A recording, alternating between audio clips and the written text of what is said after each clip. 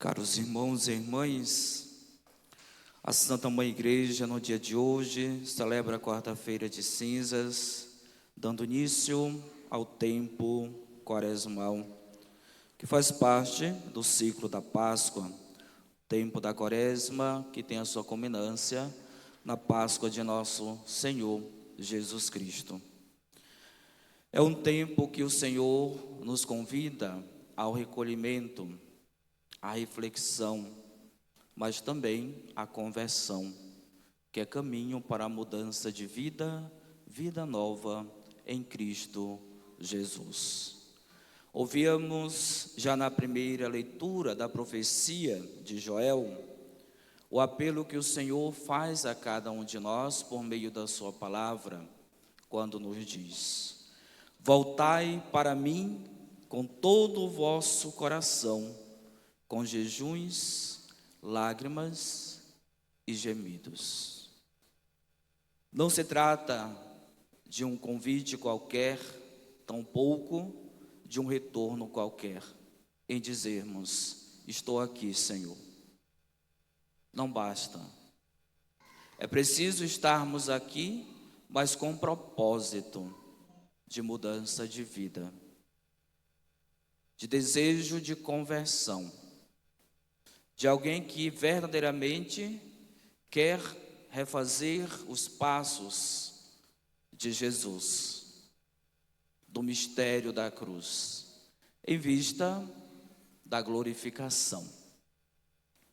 Estarmos aqui, amados irmãos e irmãs, também é um convite para que tomemos a consciência das nossas próprias faltas, dos nossos pecados, como bem já nos dizia o Salmo 50, que também é pedagogia para nós neste dia, neste tempo.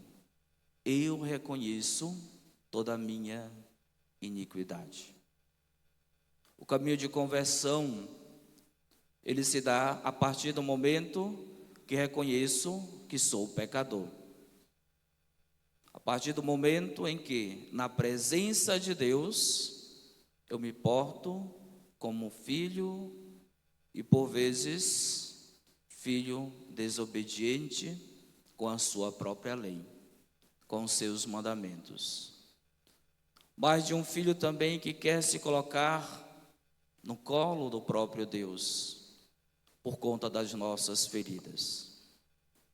Mas, se não reconheço quem sou, o que fiz ou continuo fazendo, não é que a graça de Deus não aconteça na nossa vida, não é que o seu poder não seja suficiente para nos transformar em novas criaturas, mas talvez a minha atitude de coração fechado e endurecido impossibilite com que sigamos ou façamos este itinerário que o tempo quaresmal já nos convida, da prática do jejum, da oração, como também da caridade.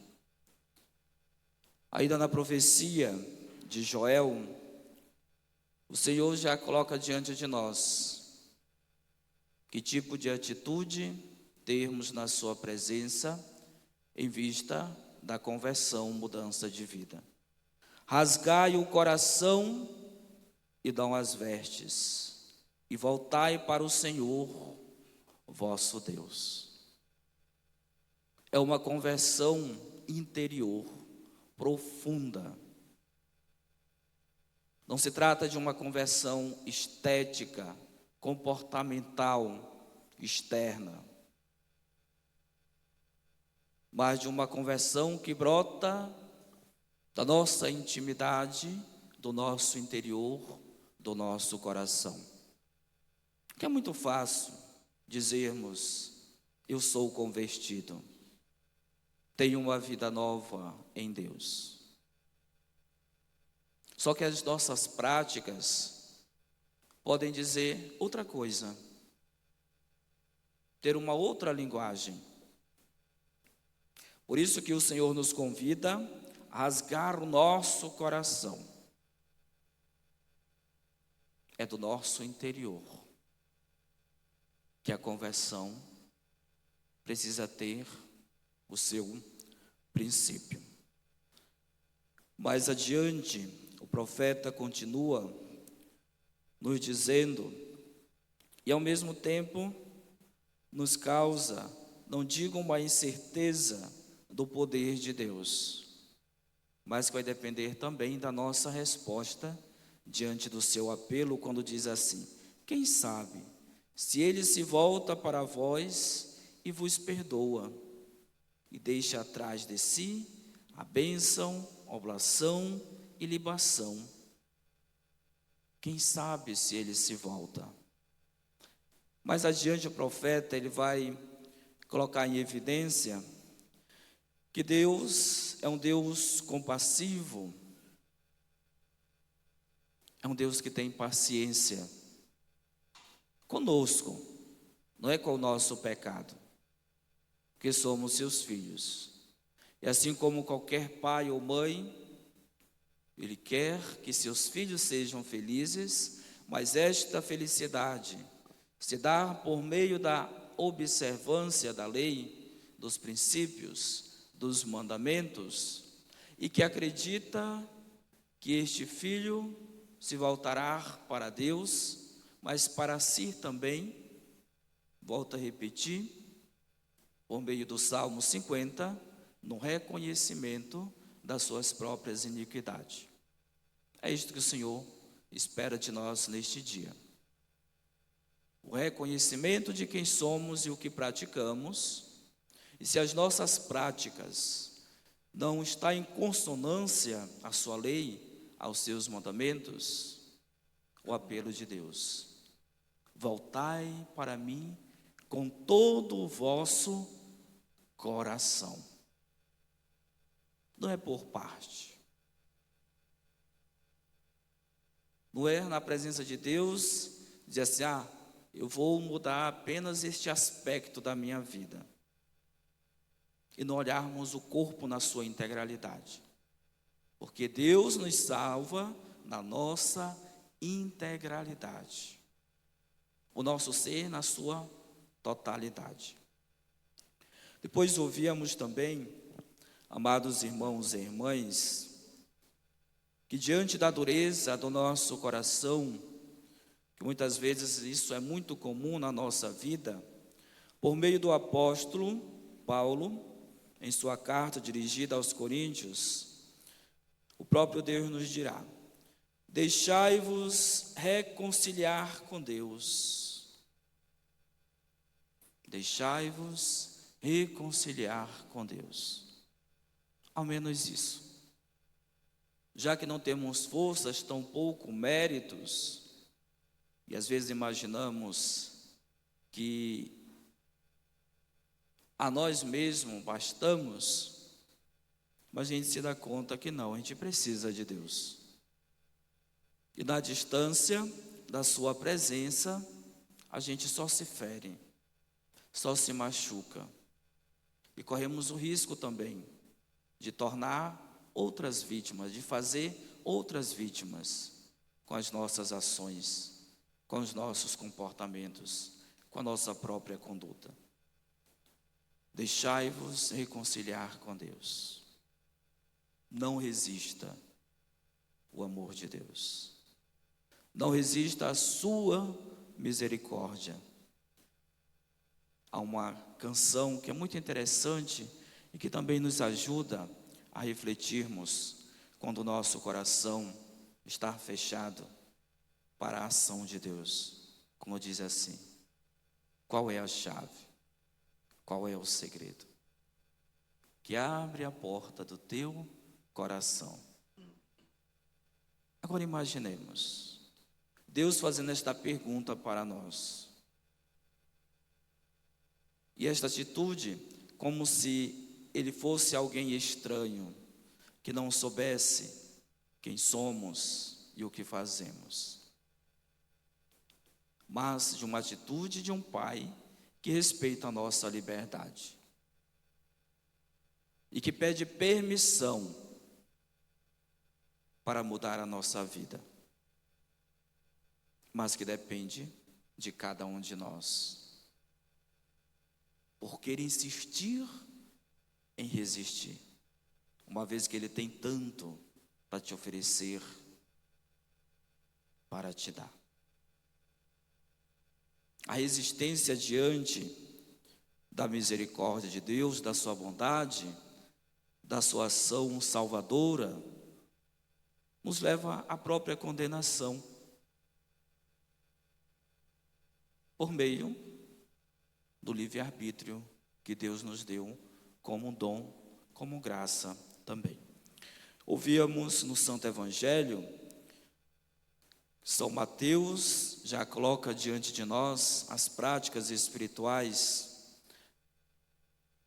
que não podemos imaginar que é somente para este tempo quaresmal. É para toda a nossa vida. A vida de oração, ela é importante para todo cristão. Um coração penitente, um coração que busca a disciplina das suas próprias vontades, os seus desejos, apetites, paixões desordenadas, é algo que precisa fazer parte do nosso itinerário, não somente quaresmal, mas cotidiano. De um coração que também é solidário, nos tornarmos samaritanos, assim como a igreja é samaritana. Olharmos para o outro e para as suas necessidades, não com indiferença, como fez o sacerdote, o levita, ao ver aquele homem caído, mas de sermos samaritanos. Seja a prática de oração, de jejum, como também da caridade, não podem ser realizadas de qualquer maneira. É preciso termos uma reta intenção, porque senão vamos nos compararmos aos fariseus da época, a sua própria hipocrisia, que era de colocar fardos pesados e eles mesmos não assumirem o próprio fardo. É da busca do reconhecimento, da autoafirmação, do status, da autorreferencialidade, que às vezes era simplesmente cumprir a lei e bastava. Até mesmo para fazermos o bem, tem critério. Até mesmo para termos uma vida de oração, é preciso disciplina. Para praticarmos a caridade, é preciso também termos compaixão para com o outro. É por isso que a igreja no Brasil, há mais de 60 anos, ela tem como prática muito comum a campanha da fraternidade, todos os anos, anualmente. Escolhe-se um tema não arbitrário, paralelo, mas um tema emergente, que brota por vezes do coração humano, sempre em vista de resguardar a dignidade deste ser humano, que é o grande milagre da criação. E este ano a campanha da fraternidade tem como tema fraternidade e moradia. E o lema, Ele veio morar no meio de nós. Ele está no meio de nós. Mas que com os nossos olhos físicos, nem sempre somos capazes de percebê-lo no meio de nós. Não digo que ele venha disfarçado. Não seria isto. Ele vem como ele é. Como faz parte da sua própria essência. E este ano ele faz um grande apelo, muito mais do que estrutural, do que físico, de uma moradia propriamente dita. Ele quer fazer morada na minha vida, na sua vida, no seu coração, também no seu lar. E não tem como nós mantermos o nosso olhar físico, olhar fixo em Jesus, e não nos darmos conta daquilo que nos circunda, das nossas necessidades, das próprias injustiças que ferem, que matam, que oprimem a dignidade do ser humano. A campanha da fraternidade, amados irmãos e irmãs, não é uma ideologia, como às vezes nós queiramos imaginar que seja. É a igreja solidária, é a igreja samaritana, é a igreja sinal, sacramento, presença de Deus no mundo, e que através de nós também quer dar continuidade. A campanha da fraternidade, ela tem como proposta a oração, a reflexão e a ação. Ver, julgar, agir. Às vezes a gente vê e para não julgar, e esquecemos de agir. A campanha da fraternidade também é expressão de comunhão, de conversão e partilha, que tem 3 objetivos: despertar o espírito comunitário e cristão na busca do bem comum, de educar a vida também para a fraternidade, e de renovar a consciência da responsabilidade que cada um temos para a construção de uma sociedade justa, de uma sociedade em que verdadeiramente possamos nos reconhecermos como irmãos e irmãs, diante de um mesmo amor, de uma bondade divina, mas de uma corresponsabilidade comum, na condição de cristãos batizados que somos. Peçamos ao Senhor que, diante do seu apelo, que nos convida à conversão, a retornarmos para Ele, mas com um coração inquieto e desejoso de refazer não somente os passos, mas de um coração novo. Cria em mim um coração que seja puro. Dai-me de novo um espírito decidido. Louvado seja nosso Senhor Jesus Cristo.